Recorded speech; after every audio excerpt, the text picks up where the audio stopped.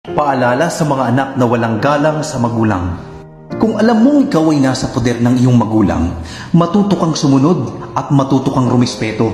Kung alam mo ang kinakain mo sa araw-araw ay galing sa pinagpaguran ng magulang mo, matuto ka dapat magpahalaga, magpasalamat at makinig sa kanilang payo. Hindi yung ikaw pa yung nagagalit sa magulang mo kapag wala kang mahita at ikaw pa itong padabog-dabog at umaastang sisiga-siga. Uulitin ko sa'yo. Mahiya ka sa ginagawa mo, mangilabot ka sa mga sinasabi mo. Hindi mo ba alam na sa tuwing sinasagot mo sila na pabalang, nalulungkot at nadudurog ang puso ng iyong mga magulang? Hindi man nila maipakita sa iyo ng harapan, pero pag nagsusolo na yan, tandaan mo, ang luha at lungkot sa kanilang mga matay, hindi nila mapigilan. Kaya kung mahal mo ang mga magulang mo, huwag mo nang hintayin ang oras na sila'y nakahiga na sa banig ng karamdaman bago mo sila yakapin, sundin at